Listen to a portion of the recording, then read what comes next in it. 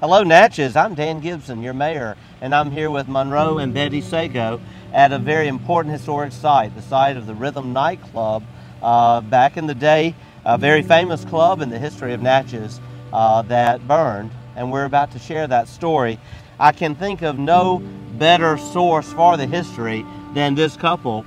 Mr. Sago, Ms. Sago, you have made a passion of this, a life's passion here really in the recent years of telling this story.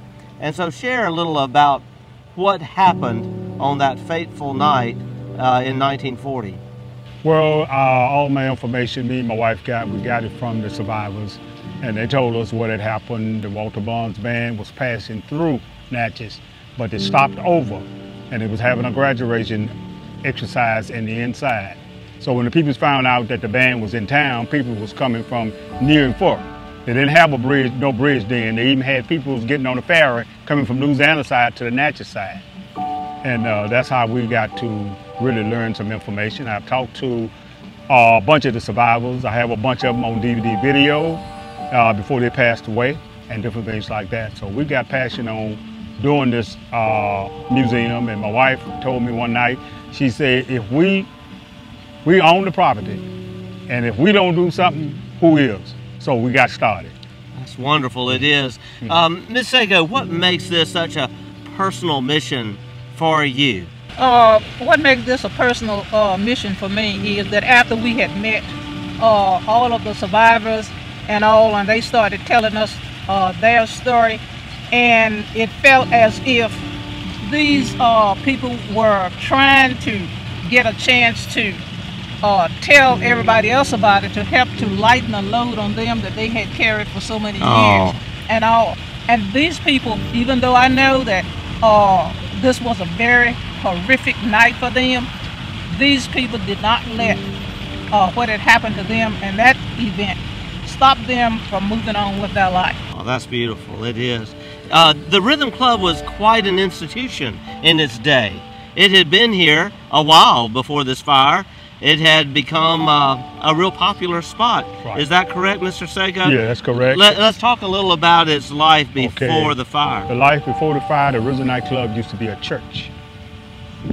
And then a little bit further back, it used to be what you call a mule pen. Whenever you brought your horse and buggy into town, this is where you brought it to horse to be fed, water to make the trip back home. Wow. Also, the Rhythm Nightclub was a society hall. Also, it was a color school was on this lot. Wow. There's a lot of history. There's a lot of history, a lot of history. And if also the firemen learned how to fight a caliber fire like this during the time, because really they never had fight a caliber fire like this, and this was one of the tragic fires that ever happened in the United States, April the 23rd, 1940. And so it was really in the beautiful time of year, as you said, a graduation event. A lot of people were here to experience a real popular band during the day. The band leader, Walter Barnes. And how many people were here that night? Well, the 209 that they say were here, but I got testimony from the survivors. They say thousands of people was here. And how did the fire start? It started with a match. Some say a match, some say a cigarette. But what had happened, a guy had came in, the building was one way in and one way out. They told him he would have to leave. He plucked the cigarette over behind the bathroom stall. The place was decorated with the moss, chicken wire in the top of the ceiling, and the moss poured through the holes with lights. And when they plucked the match, it went over behind the bathroom stall. When it burnt in the wall, it burnt across the front, up the left and up the right.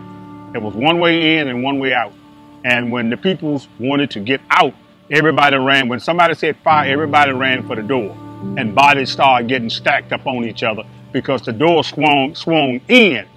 So now, since this fire, they made it so it made it better. Doors swing in and out for safety. Yeah. And it brought in exit signs, also fire extinguishers, and it brought in good fire code. People living on this fire code, what happened at the Rhythm Nightclub, and living on that fire code today. The Rhythm Nightclub incident resulted in over 200 deaths. Am I 200 deaths, some that they could identify, some that they couldn't. and the 200 that they got on the post names, those are some of the names that they could identify. They have 5 bodies, 5 members out of one family died at the Watkins Creek Cemetery. I don't know if their names on the plaque or not, but a whole lot of people's names didn't get on the marker. Simple reason, because they didn't have DNA, they couldn't identify them. Yes. You look at the picture of the Rhythm Club at that particular time, you can tell that it was one of the most populous places in Natchez, Mississippi. Wow. Wow. Now, a good many of the victims are buried just a couple miles from here, Right. in the historic Watkins Street Cemetery. Right. And and then some are buried in the Natchez City Cemetery. Do we have any idea how many are in the mass grave that exists there at Watkins Street Cemetery?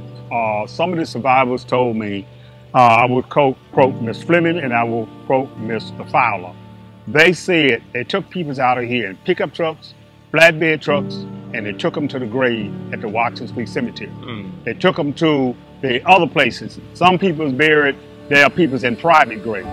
So really and truly, how many in the Watkins Creek Cemetery or how many in the other cemetery, we don't know. But I got it on testimony from the survivors. They say it was thousands of people here. My goodness, wow. Well, we are just so grateful that the two of you work to keep this story alive so that others can appreciate it, be inspired by it, and also to learn from it. Ms. Sego, tell us more about how we can learn from this incident that happened so long ago. You need to know where your exit doors are. If you go to a place and there's only one door, the first thing you want to say, I don't think I need to be here because if something happened, I don't know how I'm going to get out of here. Yes, yes. And it needs to be repeated that the modern fire codes, a lot of what our nation observes to this day, a lot of that is as a result of lessons learned right here in 1940. Yes, sir. And also I would add to that, this is the original site. This is not a made site. This is the original site where the buildings are set. It's the original site where the people's died.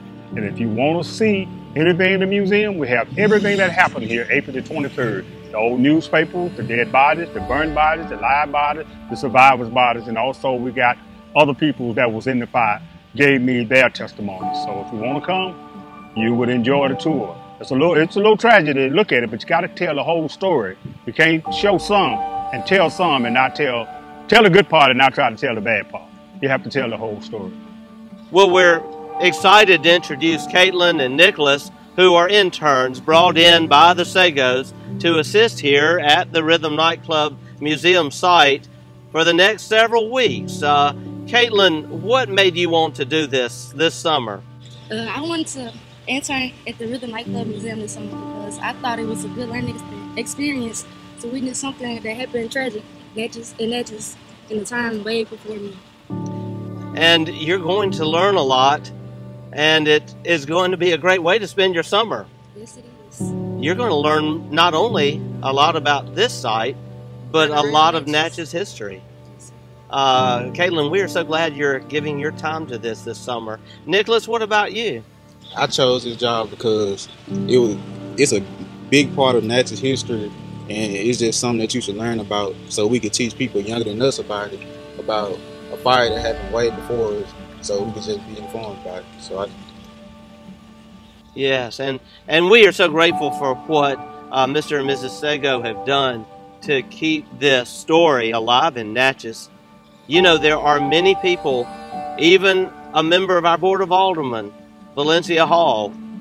There are people all over Natchez who lost loved ones in this tragic fire, and it is an important part of our history. We want to congratulate you on being featured in a national travel magazine, Good Grit, just this month. It's a major feature article on the Rhythm Club, the Rhythm Nightclub incident, and it tells so much about this important part of Natchez history. You are a very important part of the Natchez community. We applaud you in what you're doing. Thank you. Thank you.